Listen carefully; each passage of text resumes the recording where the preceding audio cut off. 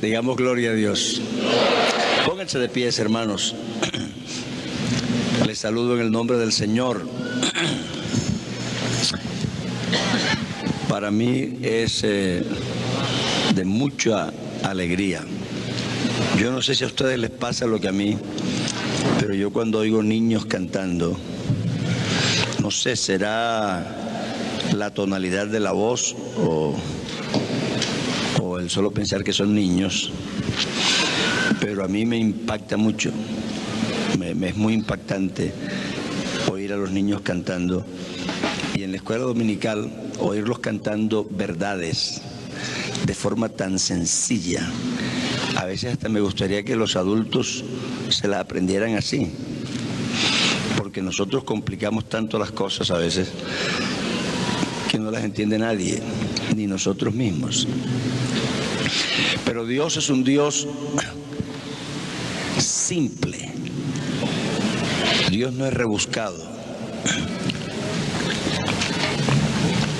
Y además la gente sabia es la que dice las cosas más difíciles con las palabras más sencillas. Así que creo que hay mucho que aprender, y lo que estamos haciendo es de una proyección muy trascendental. Yo quisiera que ustedes fueran conscientes de eso. Nosotros estamos aquí haciendo posiblemente lo más grande que se puede hacer por este país. Prepararnos espiritualmente para que la niñez se salve, para que mañana el país sea mejor. Y eso lo podemos hacer nosotros aquí con esta sencilla palabra de Dios, pero poderosa. Amén. Vamos a mirar la palabra de Dios en el libro de los Salmos, capítulo 22. Salmos capítulo 22. Dice así el verso 30. La posteridad les servirá. Esto será contado de Jehová hasta la postrera generación. Y vendrán, anunciarán su justicia. A pueblo no nacido aún, anunciarán que Él hizo esto. Y el capítulo 90 dice: Señor, tú nos has sido refugio de generación en generación. Gloria al Señor.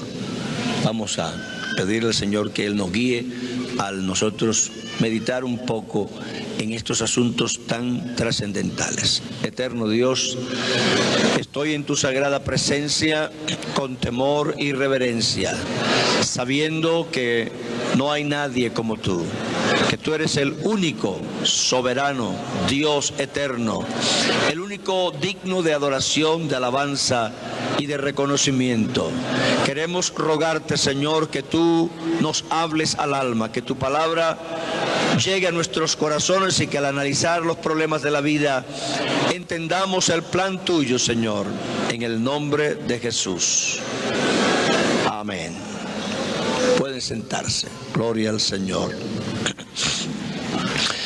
Realmente el propósito de analizar estos problemas o estas realidades de la vida del hombre no es para ser eruditos ni para jactarnos de lo mucho que sabemos de esto y del otro, sino es que para que, dados a pensar y a reflexionar, encontremos la grandeza de esta salvación.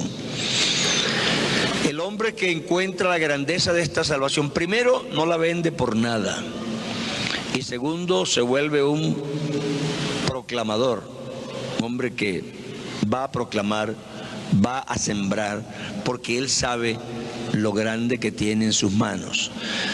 Usted no va a salvar a nadie diciéndole: hermano, sea fiel, hermano, esfuércese, hermano, mire que no lo tumbe el diablo. Eso es verdad, pero eso no lo va a salvar.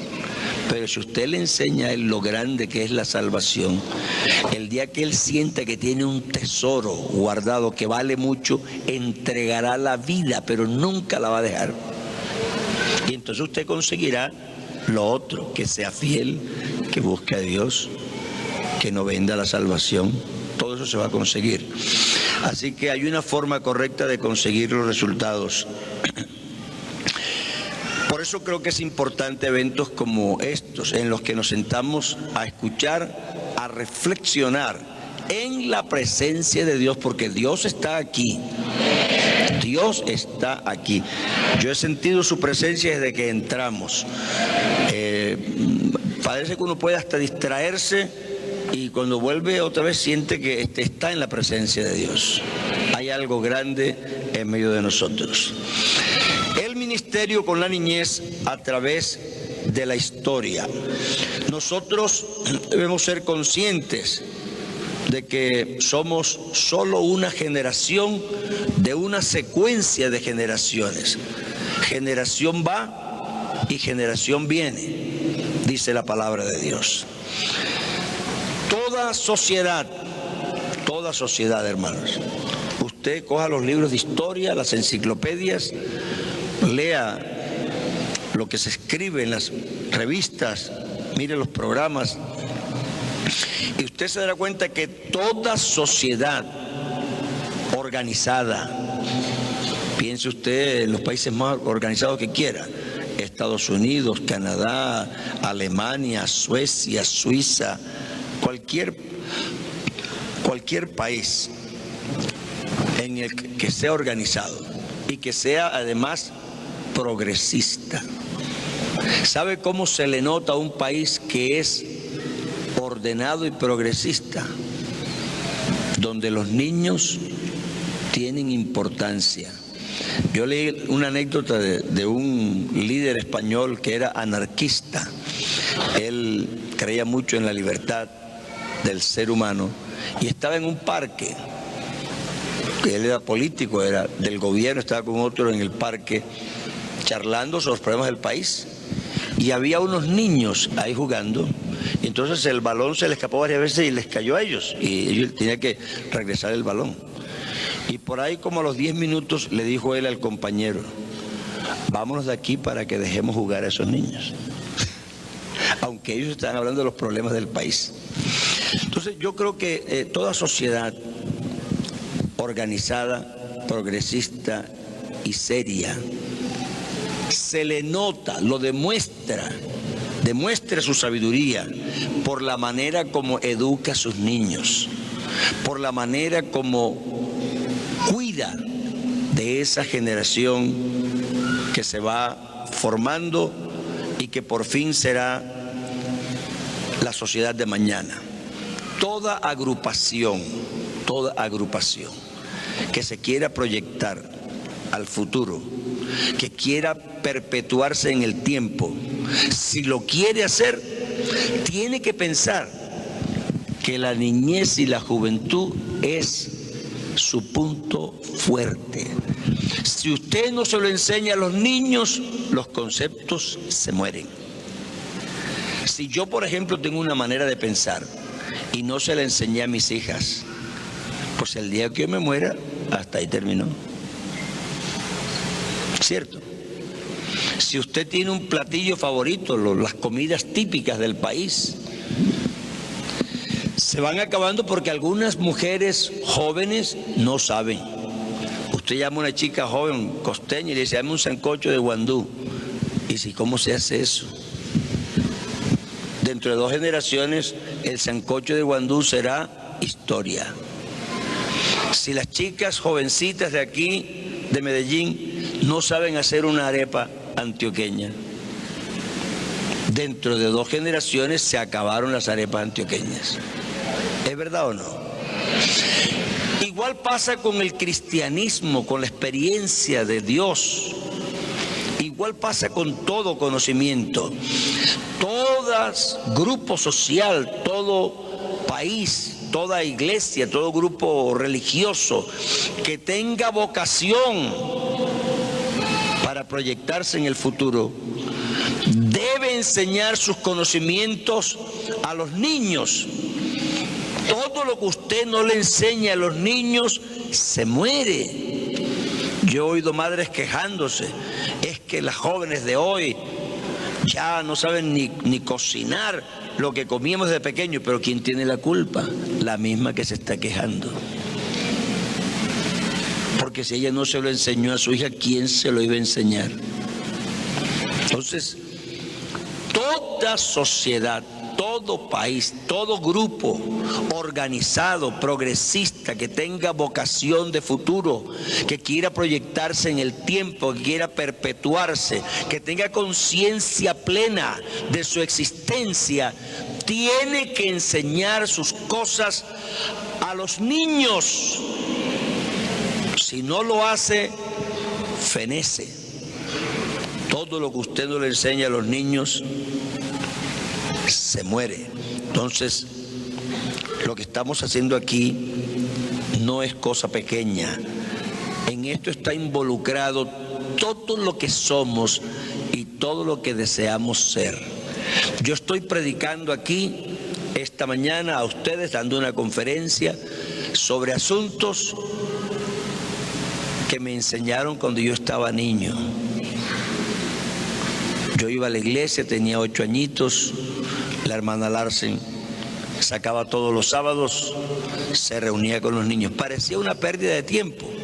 A veces nos daba caramelos. ¿Qué hacía? Nos ponía a aprender versículos, nos ponía a cantar las verdades bíblicas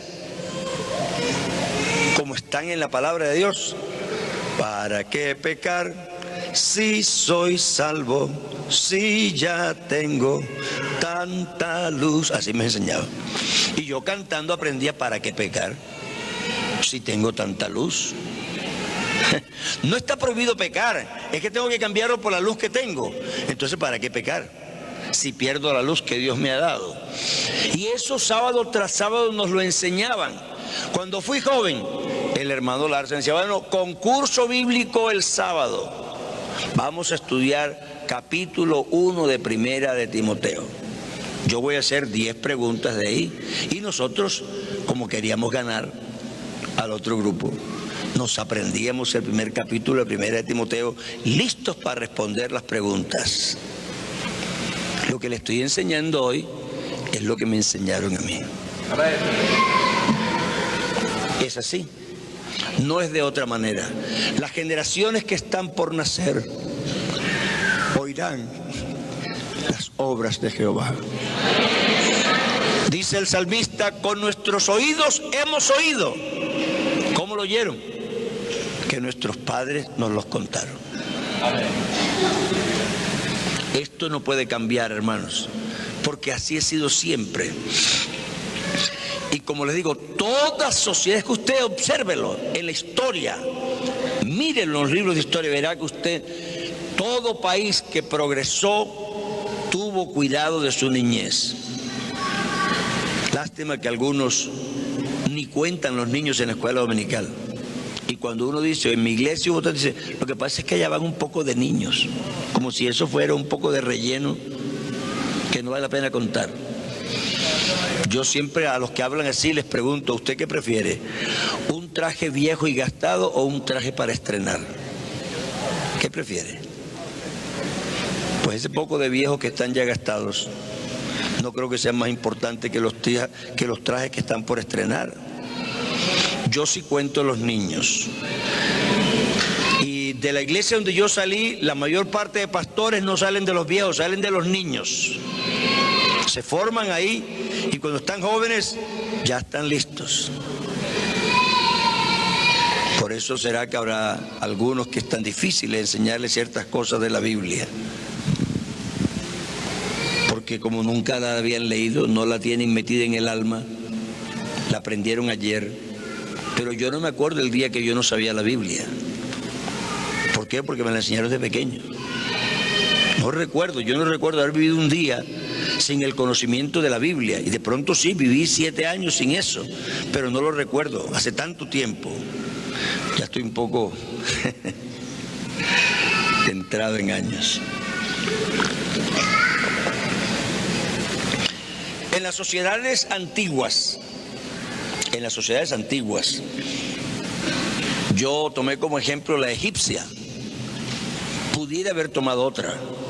Porque toda sociedad antigua, usted léalo, las sociedades antiguas que fueron imperios, que dominaron el mundo, que progresaron, que exportaron su cultura, que impusieron sus maneras, su idioma, su sabiduría, fueron gente que tenía un sistema educacional bien definido.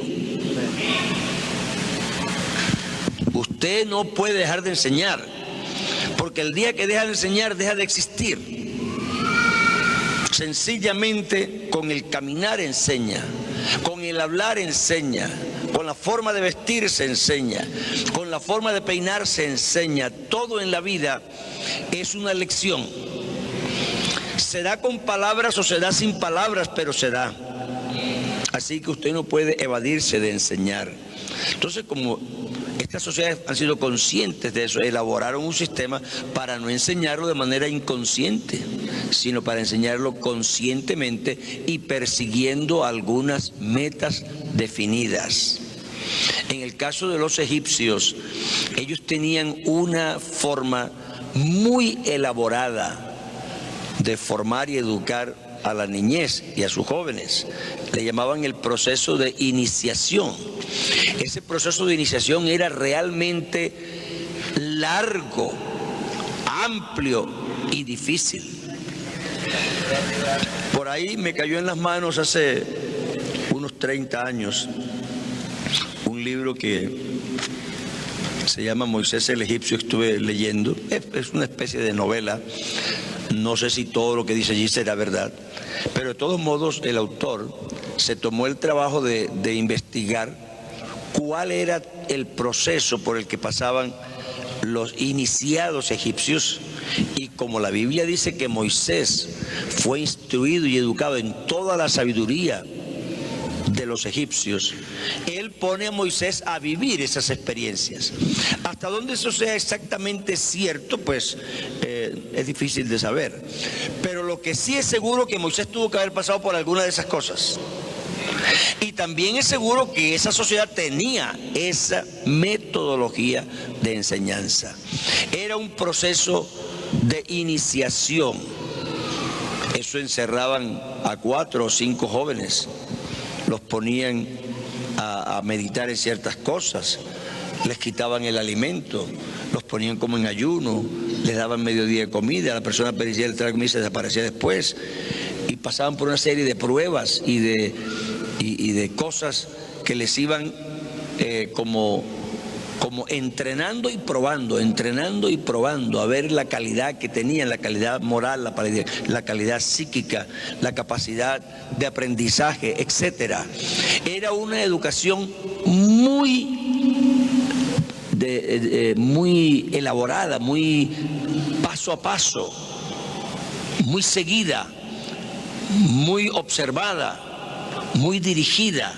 Entonces, uno a veces lee las cosas de la Biblia y como las desconecta del contexto histórico en que sucedieron, uno se forma unas ideas ridículas a veces y se pone a pensar que las cosas pasaron solo porque sí, pero las cosas no pasan solo porque sí. Uno ve a David saliendo allí al campo de batalla a medirse con el gigante y uno dice, oh, qué joven tan aguerrido. Pero es que David no venía de cualquier persona. David no apareció por ahí de pronto. Para que usted tenga una idea del carácter que podía tener David, una de sus abuelas era una chica joven, extranjera, y un día que se le murió su esposo y tenía que separarse de su suegra le dijo, vete a tu casa, porque yo no tengo más nada ya que ofrecerles. Y ella tomó una decisión que en ese momento no sé si ella fue consciente de lo trascendental de la decisión que ella tomó, pero fue muy trascendental. Ella dijo, no me pidas que me vaya ni que te deje, porque no te dejaré. Donde tú vayas, iré yo. Tu pueblo será mi pueblo y tu Dios será mi Dios. Y se vino con ella. Y cuando usted lee las páginas del Nuevo Testamento y busca la genealogía de Jesucristo, ahí la encuentra. Ahí está Ruth la Moabita. Y tenía este hombre un abuelo de quien se dijo esto. Usted escuche este testimonio acerca de Booz. ¿Dónde te estás quedando? Allá donde Booz. Y él dijo que hoy va a arreglar. Dice, bueno, si él dijo que hoy va a arreglar eso, antes que se ponga el sol estará arreglado. Porque ese hombre es de una sola pieza. Lo que dice, hace. Así que David no se crió en cualquier familia. Lo que usted ve allí, ese joven enfrentado a un gigante, no sucedió en media hora. No fue un arrebato que él de pronto se inspiró. Eso es la formación de un carácter. Era un hombre formado. Eso no se consigue en media hora de ninguna manera. El carácter se forma. Los hombres se forman. Entonces, a través de la historia, usted encuentra eso. Fíjese usted, de Timoteo se dice que desde la niñez había sabido las Sagradas Escrituras. Pero además de eso se dice que su mamá tenía la misma fe y que su abuela tenía la misma fe. Entonces no es un accidente. Eso no es un accidente. Y casualmente de un joven que venía de tradición de abuela, mamá, y que la habían enseñado de pequeño, se formó uno de los líderes que sucedió al apóstol Pablo. Los líderes no se escogen de cualquier manera. No solo tienen que tener habilidad, tienen que tener formación y carácter. El día que los apóstoles encontraron que eran 11 y necesitaban reemplazar al que se murió por otro porque había la fe, entonces, ¿qué hicieron? Escogieron de los recién convertidos a uno porque era muy hábil y hablaba muy bonito. Ellos dijeron, es necesario que alguien llene el sitio de Judas, quien cayó, y citaron la escritura porque había caído. Dice, pero de entre estos hombres que han estado con nosotros desde el principio, que entraron y salieron con nosotros desde que el Señor Jesús estaba en medio nuestro, de entre ellos, y no de entre cualquiera, vamos a escoger el sucesor. Y entonces no había muchos, solo entre 2. Porque cuando usted mete a todo el mundo hay muchos. Pero cuando usted sabe que un líder no se fabrica soplando y haciendo botellas, entonces las cosas son distintas. Entonces yo creo que por algo Josué sucedió a Moisés. No fue porque sí. Josué fue de los niños que salieron de Egipto. Josué fue de los espías que fueron a la tierra y tuvieron un concepto positivo. Josué fue de los que habían dado con Moisés todos esos 40 años y había visto todas las cosas y sabía bien y estaba curtido, estaba formado, estaba enseñado, estaba dispuesto y listo. Y Dios, que es muy inteligente, yo creo que sobra que lo diga, pero hay que reconocérselo, dijo, me escogen a Josué. ¿Por qué? Porque ese es el hombre que está preparado. Yo lo he preparado en 40 años. Y ese me sirve. Entonces, las sociedades antiguas siempre han tenido cuidado en la formación de sus niños. Y Dios no ha descuidado jamás, jamás, la educación de los niños, de la niñez en la iglesia o en su pueblo. Fíjese usted, la gente honra mucho a Abraham por cosas que son honrables. Bueno, nosotros llamamos a Abraham el padre de la fe y la Biblia dice que él fue un hombre de fe, así que eso no es mentira. Pero hay cosas que le hemos pasado por altos. En Génesis 18, cuando Jehová visitó la tienda de Abraham, iban caminando y Dios consideró que Abraham era digno de que él le diera la revelación que le iba a dar, porque escuche lo que dice. Dice, porque yo sé, hablando de Abraham, que mandará a sus hijos y a a su casa después de sí, que guarden el camino de Jehová, haciendo justicia y juicio, para que haga venir Jehová sobre Abraham lo que ha hablado acerca de él. Entonces, ¿para qué le iba Dios a revelar un secreto que Dios quería que se propagara a una persona que no lo hubiera compartido con nadie? Pero Dios dijo, yo sé que Abraham enseñará a sus hijos después de sí a que guarden el pacto y los mandamientos de Jehová. Y a raíz de que él se dio cuenta que era gente capaz de enseñar a sus hijos, le dio una revelación. Así que parte de la revelación de Abraham se la debe al hecho de que él sí consideraba que la formación del niño era importante. Dice, este hombre es un líder, este hombre sí sabe en qué estamos, porque él le va a enseñar a sus hijos después de sí a que guarden el pacto y hagan justicia y vivan rectamente como yo quiero que vivan. Entonces, hermanos, no son accidentes, no son cosas que salen de la noche a la mañana. Ese verso que a usted le gusta tanto para probar que Dios es uno, que está en Deuteronomio capítulo 6, a veces no lo queremos ver como está, pero está enmarcado dentro de una argumentación. Y esa argumentación tiene un propósito. El propósito era convencer al pueblo de que Dios era tan singular que valía la pena perpetuar su adoración.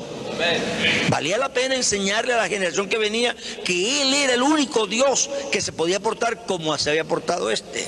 Entonces, dice aquí, capítulo 6 de Deuteronomio, dice el verso 7, el 6.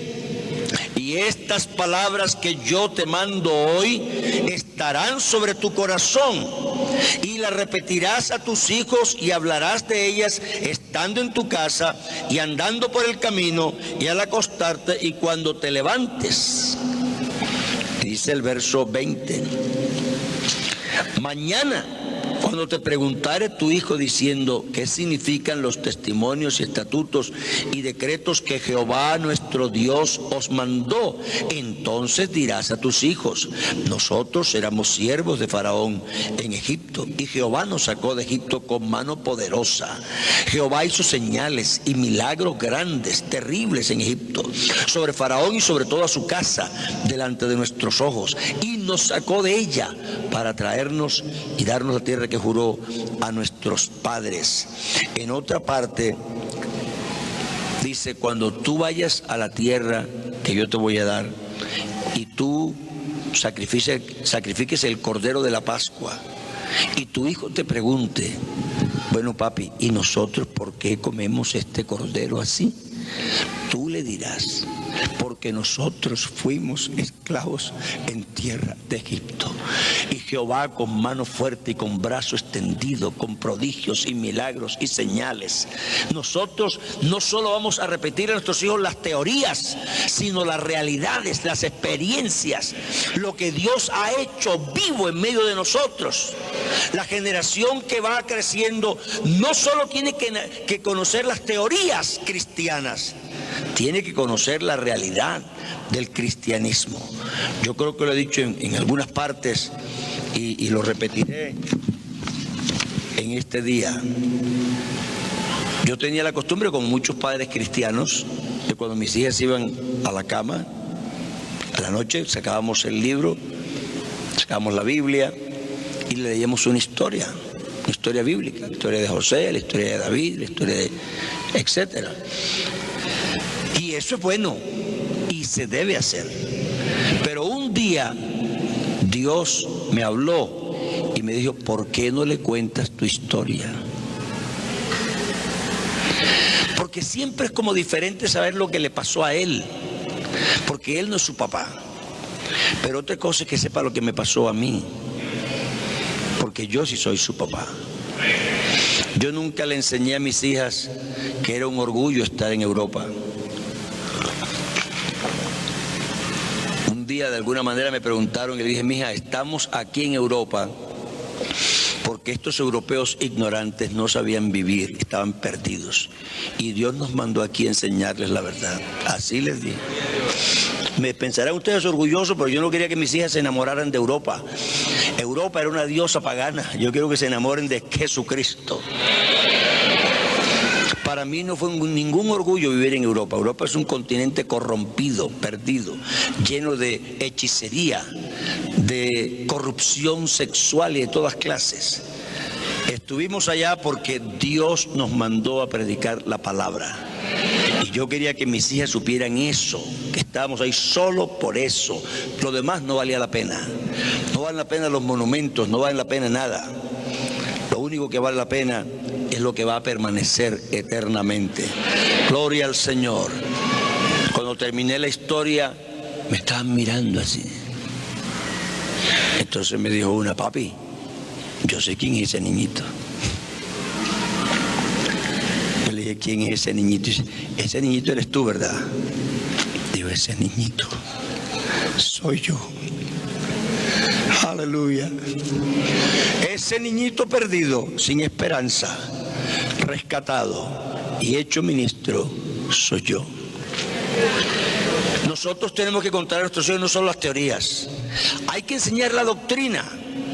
Es importante, pero hay que enseñar cómo nos ha afectado esa doctrina en la vida práctica.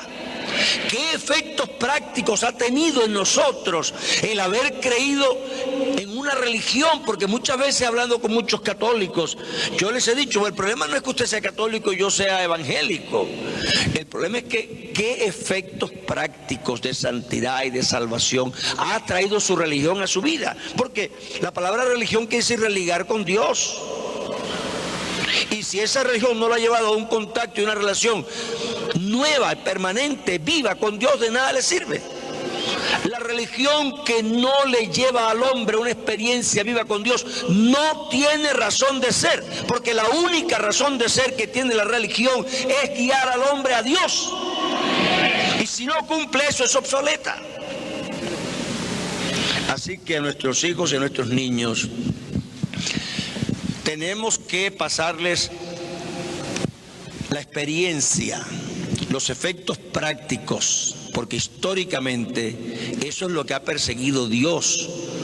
Que vean que esos principios no son solamente una disciplina moral, sino que son una forma de vida que transforma al hombre, que lo hace desenvolverse y desarrollando hasta llegar a los peldaños más elevados. Yo me pongo a mirar la vida de Ana. Ana tuvo un niño y ella formó a ese niño. Lo llevó a la casa de Dios que a los 3, 4, 5 años, no creo que tendría más de eso, ¿cierto? Por ahí tendría. A esa edad lo dejó en el templo. Usted dice, sí, hermano, pero lo llevó al templo y lo dejó en manos del sacerdote. ¿Pero qué sacerdote? Si los hijos del sacerdote se perdieron todos.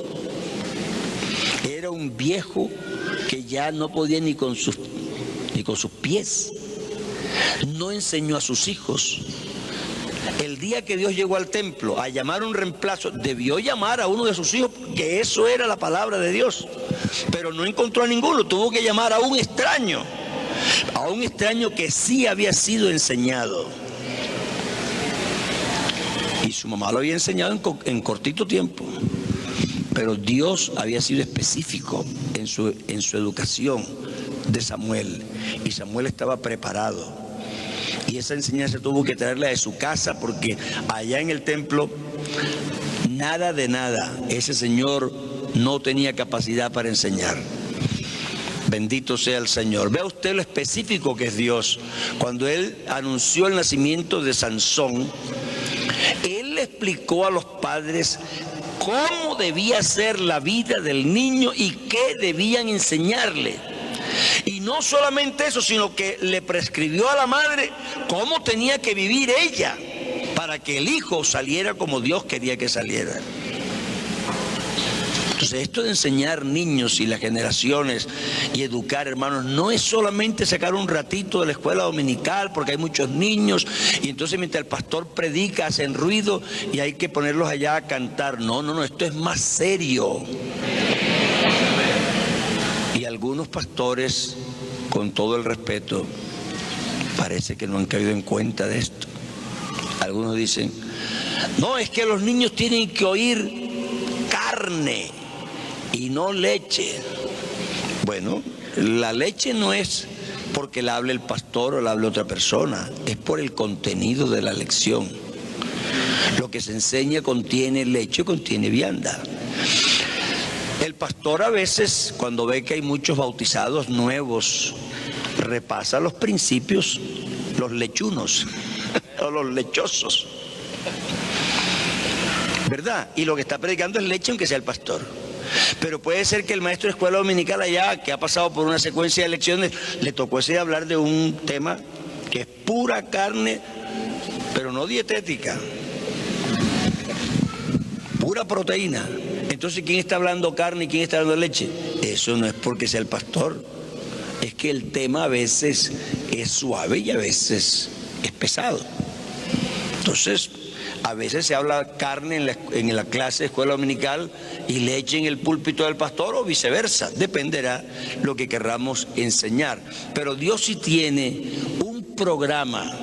Y entonces, si usted examina la historia de la iglesia, del pueblo de Dios, la historia de la humanidad, desgraciadamente, son tiempos cortos aquí para uno exponer todo eso. Pero, hermanos, sí le recomiendo que usted, si quiere sacarle más provecho a esto, y mañana el hermano Renel tiene un tema que va como en consonancia con este. Ojalá salgamos de aquí con una idea bien clara, que esto no es que se nos está ocurriendo a la Iglesia Pentecostal Unida, es que nosotros necesitamos hacer la voluntad de Dios y Dios siempre ha mostrado un interés definido por formar las generaciones que nosotros estamos engendrando. Así que todo niño debe recibir una educación adecuada. La Biblia habla mucho de eso. Si usted lee el libro de los Proverbios, yo me acuerdo que cuando yo estaba muchacho, tendría como 12 años, la hermana Larsen me recomendó que leyera el libro de Proverbios. Yo me lo leí varias veces. Los Proverbios de Salomón, para dar sagacidad a los simples. Y como yo era uno de los simples, necesitaba leerlo. Ese libro habla mucho de la enseñanza. Hijo mío, no olvides la enseñanza de tu padre. No olvides los consejos de tu madre. Porque yo fui un hijo especial en mi casa. Y mi madre me decía. Entonces, sacaron tiempo para enseñarlo. Esto no se aprende así, como quien viene en el ambiente y se coge. No. Esto hay que sacarle tiempo. Usted dice, qué gran apóstol, el apóstol Pablo. ¿Y dónde aprendió el apóstol Pablo? A los pies del mejor maestro que había en esa época. Entonces, usted no puede evadirse de eso, porque esa es la verdad. Nosotros necesitamos tener conciencia de eso. El libro de los Proverbios está lleno de consejos sobre la enseñanza, y es el libro que contiene aquella frase famosa en la escuela dominical: instruye al niño en su camino, y aun cuando fuere viejo. Escuche eso, porque hay muchos niños de la iglesia que se perdieron. No, hermano, es que uno los cría hasta cierta edad y ellos vienen y todo, pero después el mundo, el diablo, ni el mundo ni el diablo, fallaron los que le enseñaron. O la Biblia deja de ser verdad. La Biblia dice que si tú lo instruyes bien, aunque sea viejo, no se aparta. Eso dice la Biblia. Así que no le echemos la culpa al diablo y al mundo cuando nosotros hemos fallado. Entonces, tenemos que estar ahí pendientes de educar, de enseñar, de dar el ejemplo, de mostrar el camino, de conocer los secretos bien. Esto históricamente ha sido así, esto no va a cambiar, bendito sea el Señor. Así que La palabra de Dios nos enseña a educar a nuestros hijos. Dios insistió tanto con el pueblo de Israel sobre este problema, porque además era importante en el pueblo de Israel, igual que es en el nuestro. El pueblo de Israel iba a estar en medio de pueblos paganos que tenían otras costumbres, que no conocían a Dios. Y Dios sabía que si ellos no se aplicaban a enseñar a sus hijos, los hijos iban a ser influidos con las enseñanzas ajenas. No me lo diga porque yo crié mis hijas por largo tiempo en un país extranjero. Yo sé cómo es eso. Un día la Bernibón llegó al colegio, a la casa, estaba chiquita y me dice: papi, allá en el colegio tenemos a Cristo ahí. Y yo le dije: bueno, mija, ese realmente no es Cristo. Ese es un muñeco que los católicos hacen y que representan supuestamente a Cristo, pero realmente no tiene poder para nada, es un adorno nada más. Y le expliqué. Entonces, al otro día en la tarde, cuando vino del colegio, dice: papi, le dije a la maestra: maestra, ese no es Cristo, ese es un muñeco. Digo: bueno, mijita, para ti es un muñeco, pero déjalo ahí. Pero usted no puede dejar que sus hijos y reírse nada más. Ay, qué cosa de linda el niño lo que dijo. No, señor, esto es serio. Esto es serio. Yo soy tu Dios fuerte y celoso. En esto yo soy muy celoso. Usted puede hacer chiste y reír con todo. Algunos me conocen, es que a mí me gusta reír bastante. Pero hay cosas sobre las que yo no me río nunca, nunca. No me haga chiste con cosas de Dios, porque yo no me río de eso. Las cosas con Dios son graves, serias, eternas, importantes. Y Dios nos ha puesto a que nosotros hagamos este trabajo con esa responsabilidad. Bendito sea el Señor. Lo que es de Dios, es de Dios. Y para nosotros es supremo, porque lo que Él piensa y quiere no se puede discutir. Gloria al Señor. Oh, aleluya. Así que los israelitas, por esta insistencia, ellos desarrollaron un sistema de educación que era la escuela rabínica. En esa escuela le enseñaban al niño todos los secretos de la ley de Moisés, todo lo que tenía que saber, porque es que el pueblo de Israel es un pueblo teocrático. Es decir, que la ley de Dios era también la constitución nacional. Saberse la ley de Moisés era saberse el código de proceso legal, lo de proceso penal. Ahí decía cómo tenían que sembrar la tierra, ahí decía cómo tenían que respetar las herencias, ahí decían cómo se vendían las cosas, ahí decía cómo se pagaban las deudas, ahí decía cómo se le perdonaban las deudas a las personas, ahí decía cómo se vengaban las muertes ajenas, ahí decía dónde la persona podía refugiarse para evitar que lo mataran mientras le hacían un juicio, etcétera. Así que cuando el niño llegaba a los 12 años, estaba listo. Le habían enseñado los secretos todos de la ley de Moisés para que él supiera cómo iba a vivir en sociedad y cómo le iba a servir a su Dios.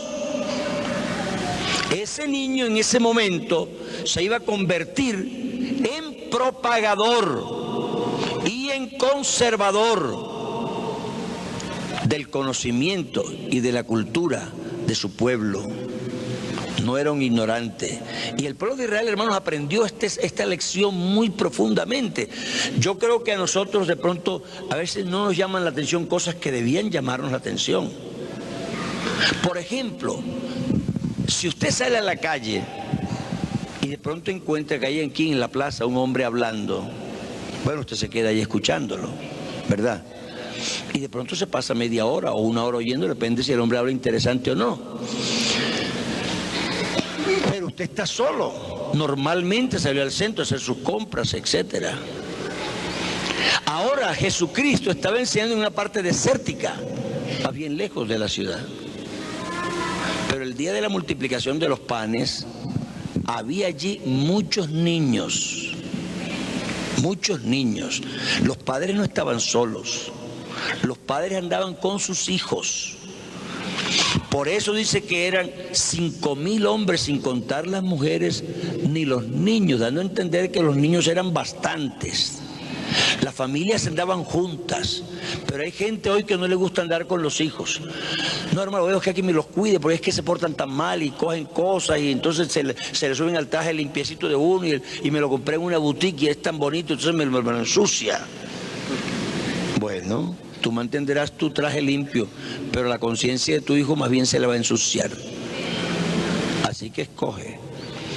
Por algunos años, cuando yo fui joven, recién casado, y mis hijos estaban pequeños, a propósito, yo me compré unos muebles de sala que eran forrados en plástico, baratos. De pronto no eran bonitos, pero es que primero son mis hijos que los muebles. Amén. A la gente le gusta ver muebles bonitos, pero es que a mí no me importa lo que le guste a la gente, me interesa lo que yo estoy haciendo. Estoy criando una familia. Y si los muebles tienen que estar adecuados para que mis hijos puedan sentarse ahí, y como las piernecitas son cortitas, aunque se sienten bien, los zapatos quedan encima, pues entonces que se puedan lavar, para que mis hijos se puedan sentar ahí. Pero yo no voy a comprar unos muebles lindos para que mi niño, no, mijo, al patio, que usted no puede estar aquí. No, mi casa es mi casa para mis hijos, no para las visitas. Bueno, ahí les dejo esa cuña. Por eso es que se nos pierden. Porque nosotros no estamos organizando el hábitat con el propósito pedagógico de formar los hijos, sino con el propósito, ¿cómo diríamos eso?, vanidoso, de quedar bien con la gente. Uy, ¿has visto la casa del hermano Álvaro? Una casa especial. Tuviera los muebles que tiene, sí, pero entonces mis hijos, ¿dónde están? Ah, no, tú ahí no ves a los niños por ahí, los niños están metidos por allá. Ah, no, mejor que los muebles estén allá y mis hijos estén aquí. Claro que usted tiene que educarlos a estar ahí y portarse bien, pero lo que no podemos es relegar a los niños para complacer a toda la gente que nos viene a visitar. Bueno, alguna cosa admiro yo de los americanos, aunque admiro pocas cosas de ellos, pero algunas. A mí me gusta a ellos cómo tratan a los niños. Yo he estado en fiestas y la señora bien arreglada dice, me perdona un momentico, voy a acostar al niño. Y deja las visitas ahí, porque a las 8:30 el niño se va a acostar y se va.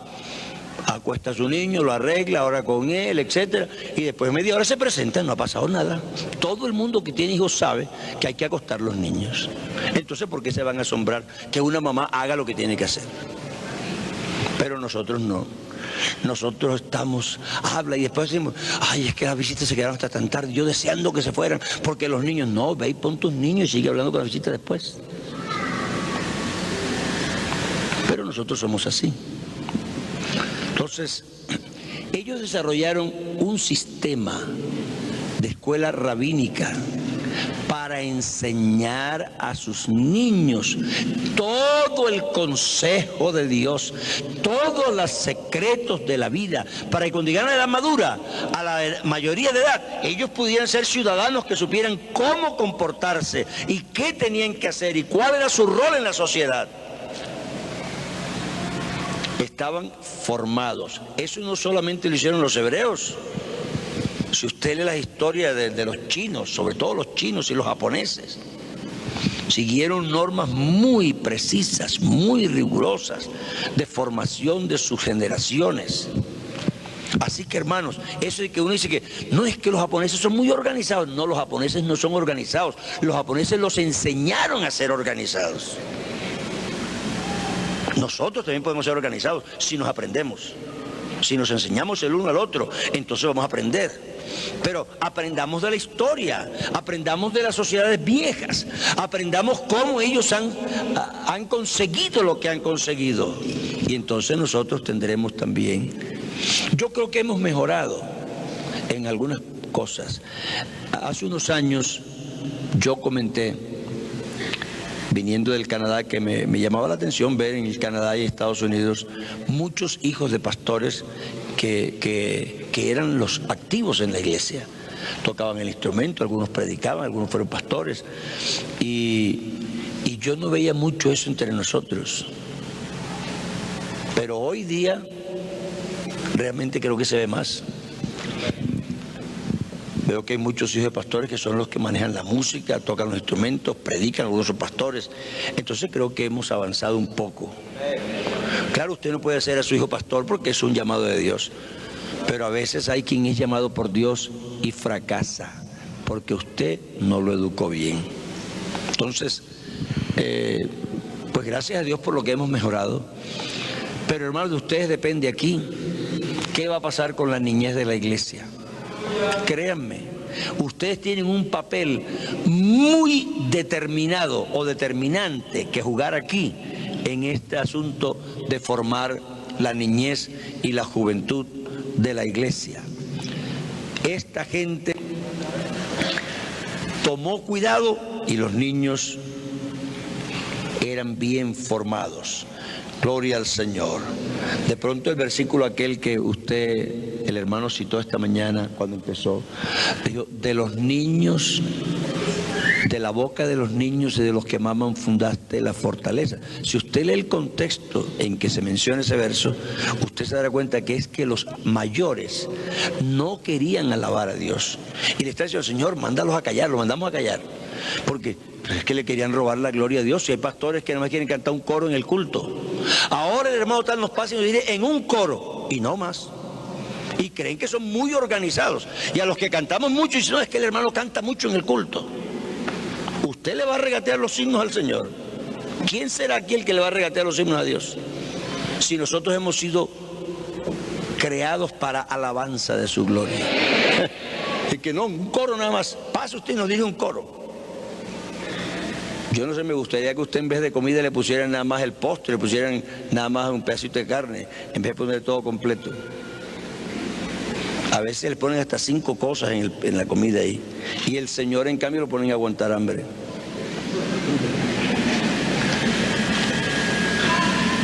Es que los mayores le estaban negando la alabanza al Señor.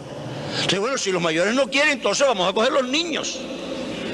Porque ellos sí alaban. Aleluya, y póngalos a cantar y verás cómo alaban al Señor. Entonces, hermanos, eso lo aprendimos fue de niños cantándole al Señor. ¿Cómo es que usted no es feliz cantándole al Señor? No, pero es que, hermano, se sale muy tarde del culto. Pero es que después del culto se ponen a hablar y a comer pizza. Entonces, ¿cuál es el problema? Termina tarde. Mejor saquemos media hora más de alabanza al Señor y no comemos pizza que daña la sangre, el colesterol, el triglicérido y todo eso. Y en cambio, alabar al Señor no daña nada. Diga gloria a Dios. Aquí hay un poco de maestros jóvenes. Ahora, yo no tengo nada en contra de la pizza, yo también como pizza a veces. Lo que pasa es que parece que es la que me viene más a la mano casi siempre.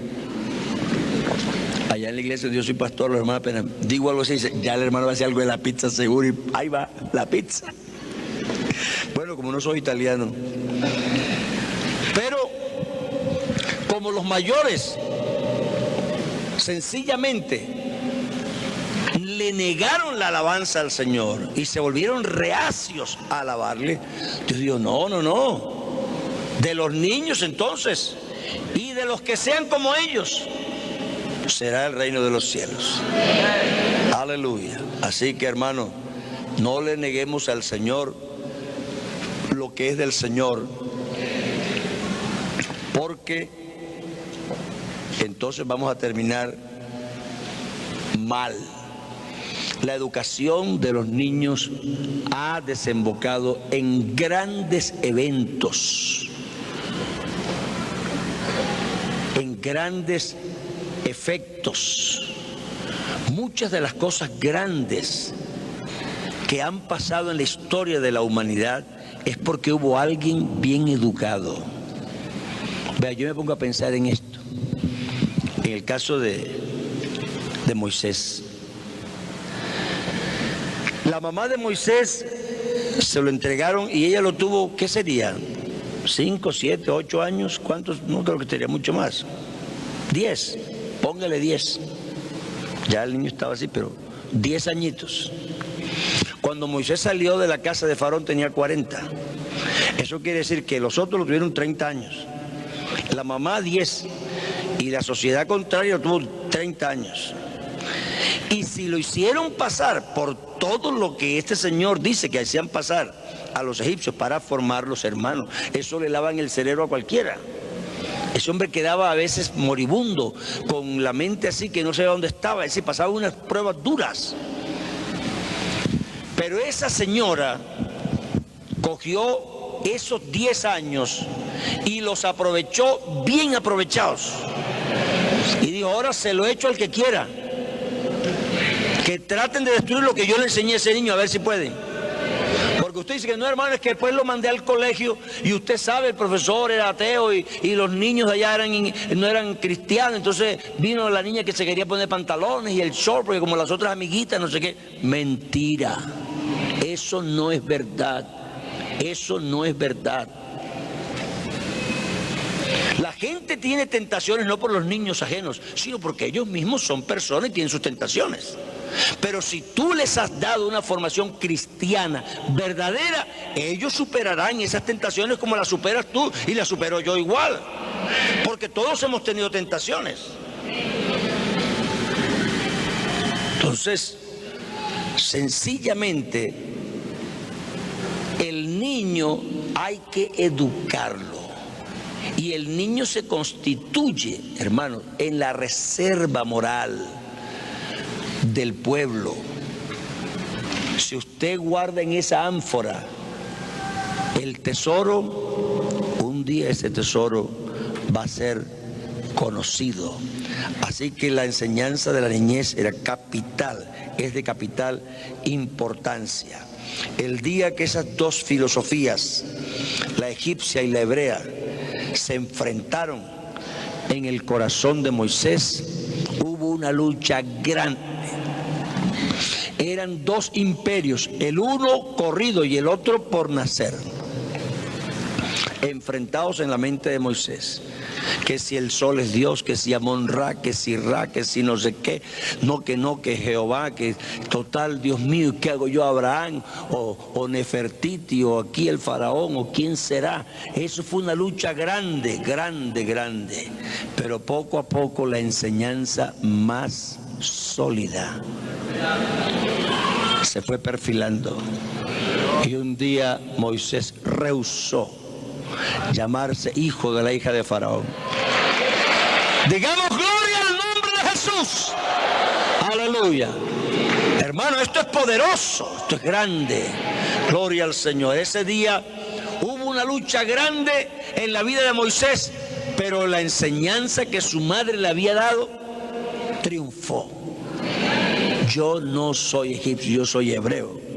Yo soy descendiente de Abraham, yo tengo las promesas, estoy esperando una tierra prometida, yo estoy mirando una ciudad cuyo arquitecto y constructor es Dios.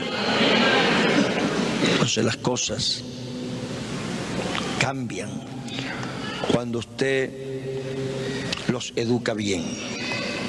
Aleluya. En un libro que teníamos en la casa, que era la vida de Churchill, Winston Churchill, cuando era niño, era un niño hiperactivo. Eso no lo aguantaba nadie. Entonces los maestros no lo soportaban y no lo querían en el colegio, le iban a expulsar. Entonces digo, no, expúlsenlo, porque ese niño es que no se soporta, no se está quieto 2 minutos. Yo tenía un alumno que se llamaba Gaitán allá en Barranquilla. Ese fue alumno de varios maestros allá. Un día estaba quietecito, digo, qué raro este muchacho tan quieto hoy. Pero después que terminó el culto, había cogido el himnario y lo había rayado todo, lo había roto, con razón estaba tan quieto. Estaba rompiendo el himnario y pintándolo por todos lados. Entonces a Churchill lo iban a expulsar.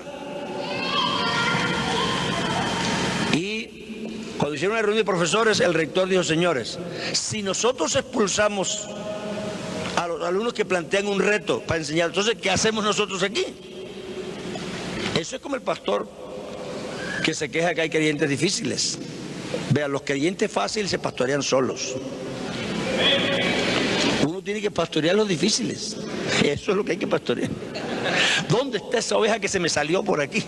Esa oveja que siempre anda brincando por acá. La otra está tranquilita y bien, no da problema. Si usted es maestro de escuela dominical, ¿no cree usted que usted descubrió la gran verdad porque sabe que hay un niño hiperactivo y que no lo traigan más a escuela dominical? Dígale a la maestra que no lo traiga más. Ah, no, si estamos así, los vamos a eliminar a todos. Dios no lo puso usted para eso.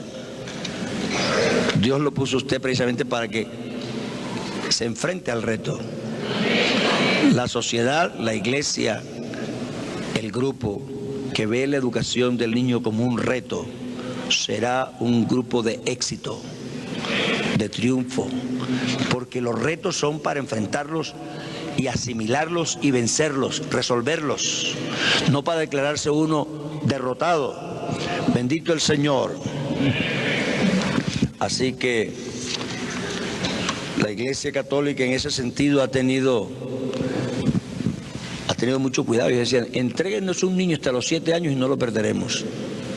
Hasta los 7. ¿Y qué pasó con nosotros? Así que vamos a decirle al Señor que nos ayude a hacer lo que nos toca hacer. Aleluya.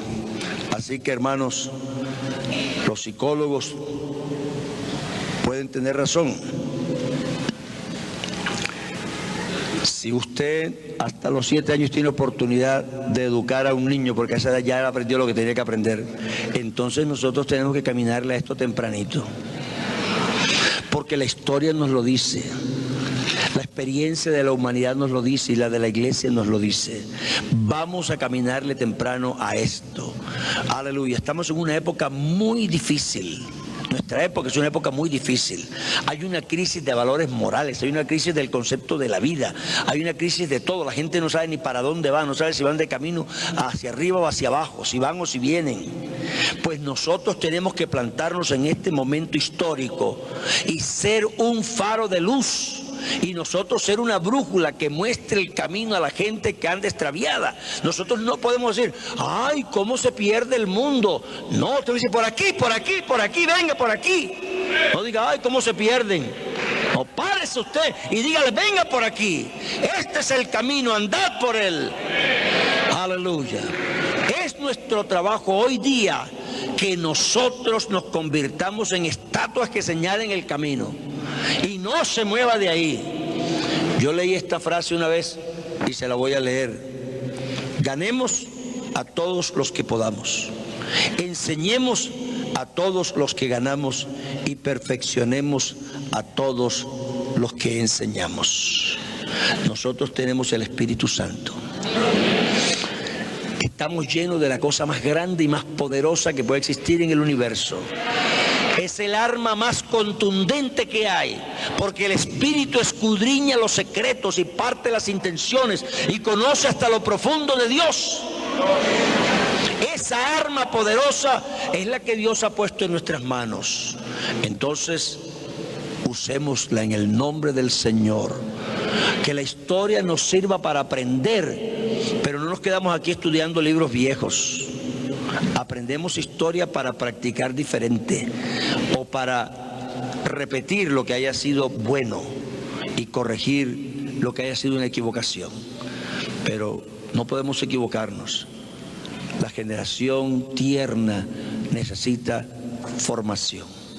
Amén. Pongámonos de pies, hermanos, y démosle gracias al Señor por su palabra. Diga gloria a Dios.